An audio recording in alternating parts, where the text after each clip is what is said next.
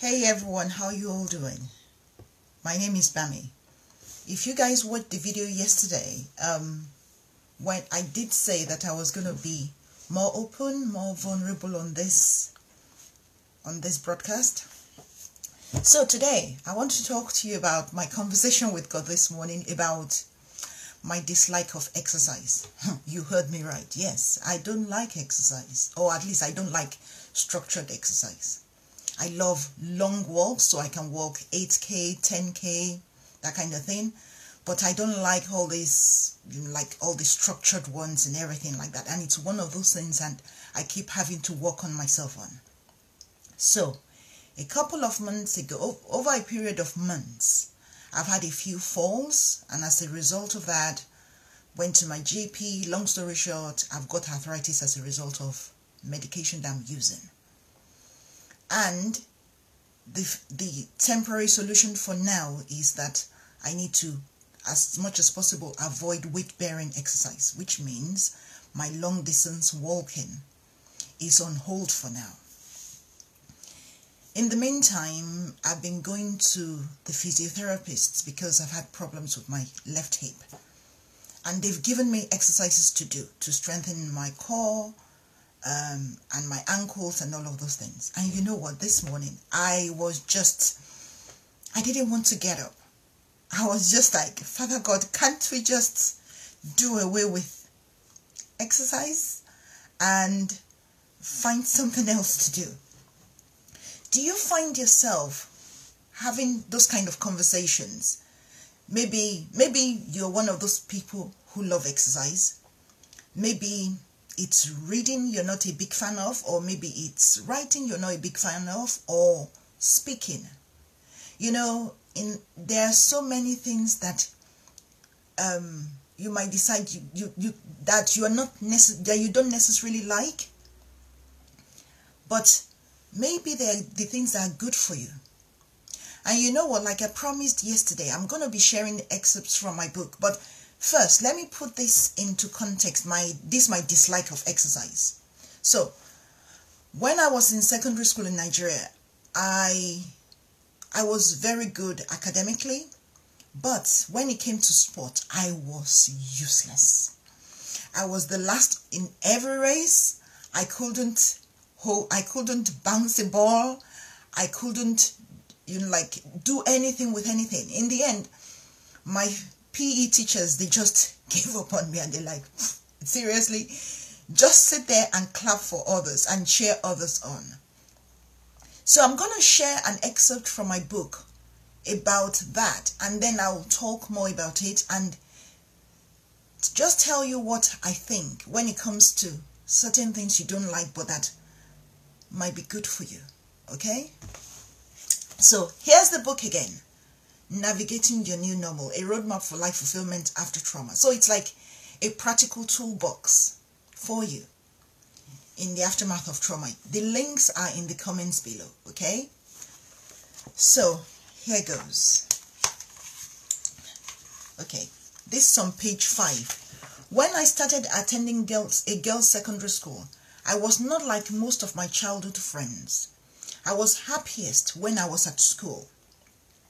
This was because of the horrible treatment at the hands of my father. I hated Friday afternoons, just like I hated the end of each school day. I knew that I would be going back to the prison I called home. As it got closer to the end of each school day, the stomach churning and anxiety will start as I faced going home with growing dread. This wonderful place called school was where I knew I could be myself, even though there were things I was plainly useless at, i.e. all forms of sport and physical activity. My physical education teachers had to give up on me because my coordination was non-existent.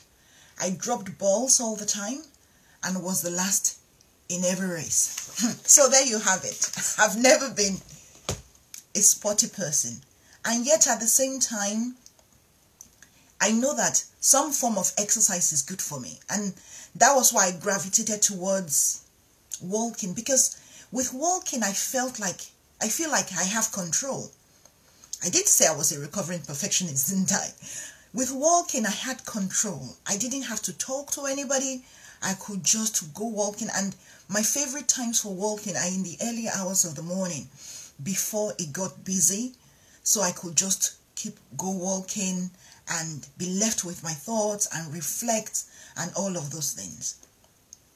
But now that my long walks are temporarily on hold, I realized something, that as much as I protest, as much as I wish God would take the need for exercise away, it is still what it is. So I just thought, okay, you know what, this morning, after grumbling and moaning for a few minutes, I then got up and I thought, okay, you know what, I will start with the exercises that I know how to do. Because you see, some of the exercises that my physiotherapist has advised me to do, some are easier than others.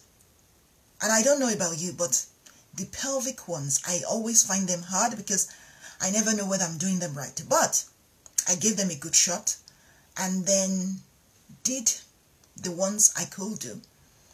And the more I got into it and I started thinking about the benefits to my body, I realized that, you know what, as long as I keep thinking like that, thinking about the benefits to my body, the benefits for my health, I will start getting through it one day at a time.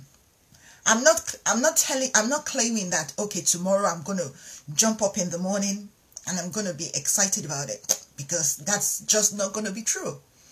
But one step, just one small step that I took this morning, that, okay, you know what, rather than lying in bed for an extra 15 minutes and then wincing because I'm in pain by the time I get up, I decided, okay, you know what, I will do this little bit.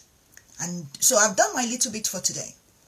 So in your new normal journey, in the aftermath of trauma, there will be things that maybe for whatever reason you used to be able to do, but you can't. So what do you do about that? I don't know. All I can tell you is this, is start from where you are. Okay? Start from where you are. Think about the smallest thing that you can do first and focus on that.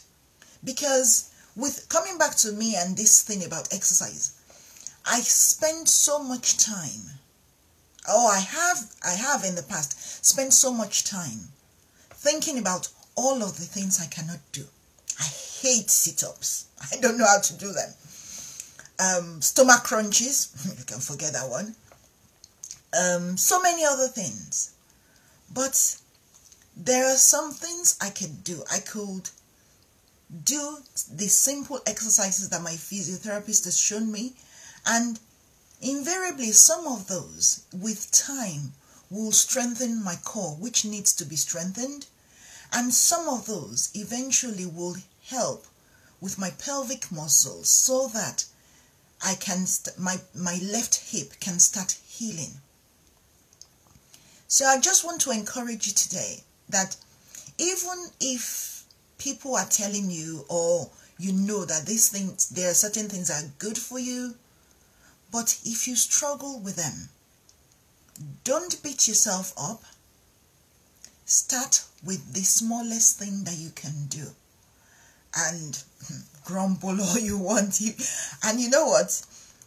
I'm sure you want to know the conversation I had with God. What was his response to me? I don't know. I just felt like, okay, you know what? As part of my conversation with him this morning, because he's the only one I can speak to at that time of the morning, so I just thought, okay, well, I'll let him have it. What came out of it? What came out of it is that I decided that I would do something small. I will start small. Now, tomorrow morning, I will probably have to go through that conversation in my head again, because it is what it is, and it's going to just be day 2. But you know what? On a daily basis, one thing I wouldn't do now is I will not run away from my my dislike of exercising. I will not run away from my dislike of the structured exercises, as I call them, but I will take one small bit, one small exercise from the list, from the long list that my physiotherapist gave me, and I'll do it, and I'll keep adding to it and adding to it until I become better at it. So that's it for today, folks. Now, with respect to these videos, what I'm planning to do, I'm from next week, I'm planning to do them twice a week. So on Mondays and on Fridays. Okay? So Mondays and Fridays I'll be doing these videos. And I will also be uploading them on my YouTube channel, which I will be sharing the link with you in a few days. So that way, even if you miss the video or you are not able to find the replay, I will share the link to the YouTube channel by the end of this week, and then you can then go and watch it there at your own pace. And when I share the link, I will be encouraging you to subscribe to my YouTube channel, because then that way, as I make new videos, you will see them. This whole new normal journey has to be one of authenticity. Oh, hey, Reverend Harakela, how you doing? This whole new normal journey has to be one of authenticity, has to be one of openness, and it's a progression. I'll start day by day by day. So, and in a few weeks' time, or maybe even this time next week, I might share with you again how I'm getting on with this whole so-called structured exercise, and I'll keep going step by step, one step at a time. Okay. No pressure at all. Is that you're looking forward to it? Now I'll keep going through it one step at a time, and then next week I might share with you guys how I've got on. But I want to encourage you, no matter what it is that you don't like doing, that's just it, that you don't like doing, that you just think in your new normal journey it just sucks. Well, here's what I think. I would just say, start with something very small that you can do, and then build upon that and build upon that. And here's the thing, don't let your inner critic shut you down, because you're not like anybody else. Because it will be the height of folly for me now to think like I'm like Jessica Ennis, the Olympian. Of course not. And I don't think I'm ever going to be, I will never be at her level of fitness, because that's what she does for a living. But for myself, as long as I can do the exercises that would help my body and reduce my pain levels, then I'm golden. Until the next time, be inspired to soar and go and do that little thing and take a step towards those things that you don't particularly like. And if you want to, you can have a conversation with God about it, because there isn't anything you can't talk to him about. Take care. Bye.